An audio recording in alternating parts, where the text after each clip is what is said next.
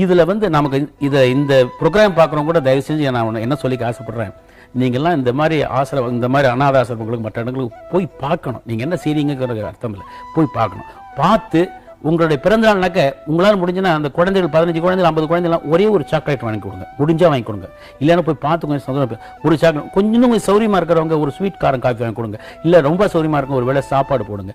அப்புறம் அடிக்கடி அங்கே போயிட்டு இருந்தீங்கன்னா யாரும் பார்க்க வரமாட்டாங்க, அந்த குழந்தைகளையோ அந்த நோயுற்றோர்களையோ கைகால் விளங்காதவங்களையோ இவங்களாம் பார்க்கறதுக்கு ஆளுங்களாம் வரமாட்டாங்க. நம்மளாம் எப்போது வேலைக்கு போனோம்னா கொஞ்சம் ஒரு 1/2 மணி நேரம் 10 நிமிஷம் பேசிட்டு இருந்தோம்னா they will feel happy. In fact நான் பல இடத்துல போயிருக்கேன், மனநிலை சரியில்லாத குழந்தைகள் அவங்க வந்து நான் வந்தவொன்னு ரெக்கக்னைஸ் பண்ணி கைதட்டி சிரிப்பாங்க. அவங்களுக்கு அதான் முடியும், அதாவது பழக்கப்பட்ட ஃபேஸுங்கிற அளவுக்கு. அவன் டிவியில் படம் பார்க்குற போது அவங்க ஒரே குஷியாக இருக்கும்.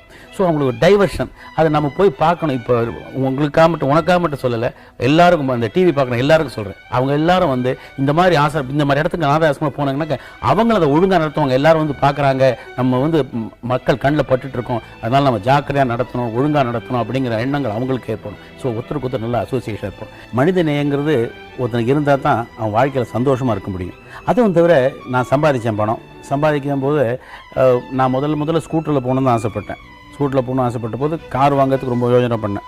கார் வாங்குற போது ஏவிஎம் படத்தில் இங்கிறது போது தான் காரே வாங்கினேன். நான் முதல் கார் அது பஞ்சு சார் என்ன சொன்னால், நான் ஸ்கூட்டரில் வந்துட்டு இருந்தேன். ஸ்கூட்டில் வந்து டே கார் வாங்கிப்பா அப்படின்னாரு. எது முடியாது சார், நான் கார் வச்சுக்கிற அளவுக்கு வருவேன்னு தெரியாது.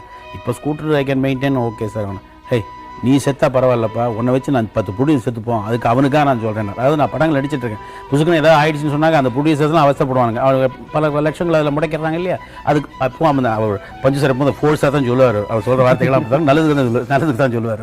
அந்த மாதிரி ஒரு நினைக்கவே இல்லை இதெல்லாம் வரும், நான் அப்படிலாம் இருப்பேன். நான் 2-3 கார் வச்சுருக்கோம், இப்போ நல்லபடியாக வீடு கிட்ட வச்சுருக்கோம். பட் நமக்கு வரதை கொஞ்சம் அள்ளி எடுக்கிறது, கொஞ்சம் கிள்ளி கொடுத்தா என்ன தப்பு கிடையாது.